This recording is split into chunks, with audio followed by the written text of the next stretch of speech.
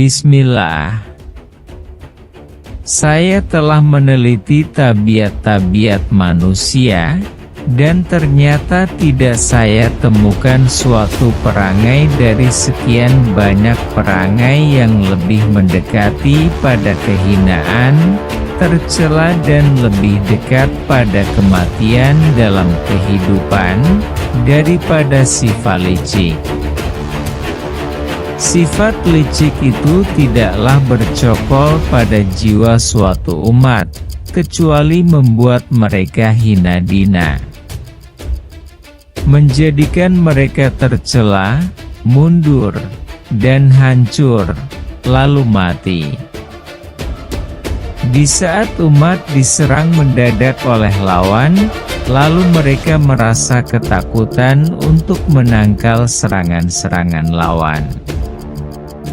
Tidak berani melawannya akibat perasaan takut telah berjangkit pada semua personel umat, maka musuh-musuh itu akan mudah menyusup ke lapisan umat, masuk ke rumah-rumah mereka dengan membuat berbagai kerusakan, menguasai negara dan memperbudak seluruh umat, tanpa ada seorang pun yang berani mempertahankan dan menentang kejahatan musuh tersebut.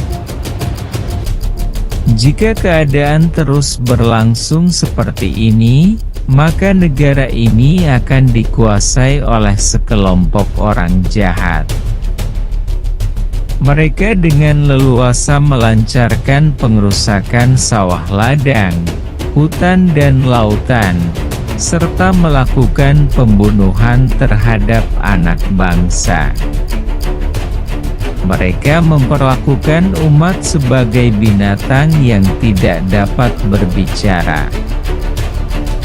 Andai kata umat ini tidak terkena penyakit licik, tentu mereka akan menghalau musuh-musuh tersebut sejauh-jauhnya, sehingga mereka menderita kerugian. Andai kata saja tidak ada penyakit licik pada diri umat ini, pasti mereka dapat dipukul mundur, hingga mereka, para musuh itu, tidak berani kembali lagi. Sikap diam, membiarkan perbuatan orang-orang yang bermaksud jahat terhadap umat adalah perilaku para pengecut. Sedangkan menentang dan memberantas kaum yang zalim adalah bagian dari tanda-tanda keberadaan kehidupan yang menyenangkan bagi umat. Sesungguhnya kehidupan umat yang maju dan terhormat itu tergantung pada orang-orang yang berani. Sungguh jelek, demi Tuhan yang menguasai Ka'bah, tampilnya di tengah-tengah kita orang-orang yang bodoh berlagak seperti ulama, orang-orang curang berpenampilan seperti orang yang bersih, orang yang beku berlagak seperti orang maju dan cerdik, orang yang lemah, tidak mampu berjuang berpenampilan seperti orang yang cakap dan orang-orang yang mestinya sudah mati jadi bangkai, tetapi pakaiannya seakan-akan masih hidup tegar. Ada yang lebih buruk daripada hal ini, yaitu sikap kita sendiri yang menyerahkan segala macam persoalan kepada sekelompok orang seperti yang tersebut dengan cara munafik, semata-mata ingin mendapatkan keuntungan pribadi atau memang karena kelemahan jiwa kita dan kemerosotan akhlak kita sendiri. Yang paling jelek lagi adalah sikap kita yang membela dan mempertahankan kedudukan orang-orang zalim, yang suka merampas hak-hak rakyat kecil dan suka menggunakan kekuasaan untuk mengeruk keuntungan pribadi serta orang yang bermaksud jahat terhadap umat. Lebih parah lagi, bila kita menganggap si zalim tersebut sebagai orang-orang yang baik, mempunyai niat atau maksud baik dan jujur atau profesional kerjanya.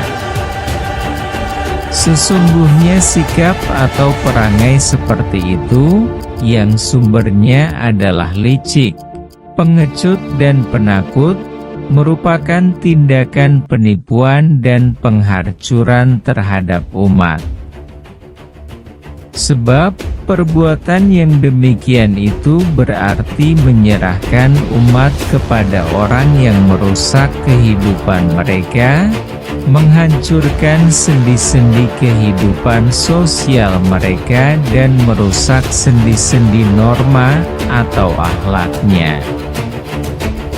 Wahai generasi muda, saya memohonkan perlindungan kepada Allah untuk kalian semua, dari menjadi orang-orang yang pengecut, bodoh dan hina. Sesungguhnya kelicikan atau sikap pengecut merupakan induk dari segala penyakit umat.